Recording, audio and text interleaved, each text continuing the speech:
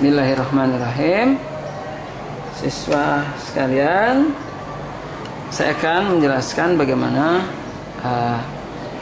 mencari atau menyeimbangkan reaksi, di mana kita akan mencari koefisien masing-masing senyawa pada reaksi redoks ini, ya. Ada beberapa langkah penting yang harus kalian ingat, yang ini akan mempermudah dalam penyelesaian. Pertama, kita tidak perlu menghitung semua bilangan oksidasi yang ada pada reaksi ini. Kita tentukan saja unsur-unsur yang kira-kira mengalami perubahan bilangan oksidasi, ya. Nah, dari ketentuan yang sudah kalian pelajari, yang ada sekitar 8 ketentuan. Pertama, unsur golongan 1A, hidrogen dan oksigen, itu menjadi prioritas terakhir untuk kita hitung sebagai unsur yang mengalami perubahan biloks. Itu artinya unsur-unsur yang saya sebutkan tadi umumnya tidak mengalami perubahan bilangan oksidasi. Artinya begini, ketika kita jumpai K, Mn dan O, berarti yang kira-kira mengalami perubahan adalah unsur Mn, ya. Nah, kemudian HCO, kira-kira mana mengalami perubahan bilangan oksidasi?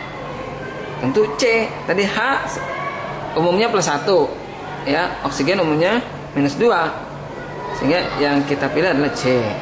Sementara HSO, tadi H dan O kan tidak. Karena S.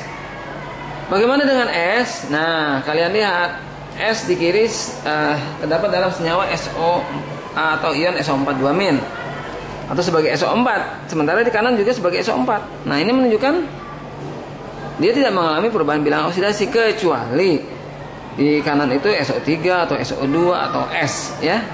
Nah, itulah satu langkah pertama yang memudahkan kita dalam menyelesaikan reaksi tersebut, ya. Nah, kita tentukan Mn, kemudian C. Oke, siswa. Nah, selanjutnya adalah kita menghitung bilangan oksidasi Mn dan C tersebut. Oksigen biloksnya -2 dalam senyawa, ya. Kita kali 4 jadi -8. K golongan 1A yaitu biloksnya +1. Nah, jumlah keseluruhan harus 0, maka kita dapat langsung Fn yaitu +7. Alhamdulillah kita sudah dapat plus Mn, ya. Kemudian di kanan Mn. Nah, S di sini ada dua unsur yang tidak diketahui, yaitu Mn dan S, sementara O -2. Nah, untuk mempermudah, karena tujuan kita sudah jelas yaitu Mn, maka pandang saja SO4 sebagai satu kesatuan, di mana dia adalah memiliki muatan -2. Gitu, ya. Sehingga kita bisa dapat langsung Mn +2, karena jumlahnya kan harus 0. Nah, 7/2 berarti mengalami penurunan bilangan oksidasi. Itu artinya mengalami reduksi. Reduksi ini berarti menerima. Berapa elektron yang diterima? Ya, selisihnya, ya. Itu 5 elektron. Nah, kemudian bagaimana menghitung C? O -2 kali 4 jadi -8, ya. Hidrogen +1 kali 2 +2. Nah, berarti biloks total C-nya ini adalah +6. Kalau saya tanya biloks C-nya berapa? Nah, karena 2 buah C bernilai 6, maka 1 buah C bernilai 3. Oke, +3. Nah, jadi biloks C adalah +3. Nah, bagaimana dengan di kanan? -2, oksigen -2 kali 2 jadi -4. Jadi C +4. Terlihat perubahannya dari 3 ke 4, berarti oksidasi. Nah, tetapi di sini ada satu langkah yang harus kamu ingat, ya, bahwa atom C di kiri berjumlah 2, di kanan 1, ya. Fokus kita pada atom-atom yang mengalami perubahan bilangan oksidasi, ya. Harus kita setarakan terlebih dahulu. Kita kali 2. Dan perubahan biloks yang kita gunakan adalah perubahan biloks total, yaitu 2 buah C menjadi 6 karena 2 buah C. Di kanan pun demikian, hasil reaksi C, 1C bernilai 4 karena ada 2 jadi +8. Ya, siswa. Berarti dia mengalami oksidasi. Itu melepas sebanyak 2 elektron. Kita lihat saja selisihnya. Yang dilepas dan diterima haruslah sama jumlahnya, sehingga kita jadikan KPK-nya. Kita kali 2, yang 5 ini menjadi 10 elektron, 2 dikali 5. Oke. Pengalih yang sudah kita dapatkan ini kita naikkan menjadi koefisien, ya. Nah, ini K-nya menjadi 2, ya. Mn 2. Oke, siswa, mengerti? Baik, kemudian asam oksalat menjadi 5 koefisiennya. Nah, CO2 sudah ada angka 2 tadi, ya. Ketika kita kali 5 menjadi 10. Oke.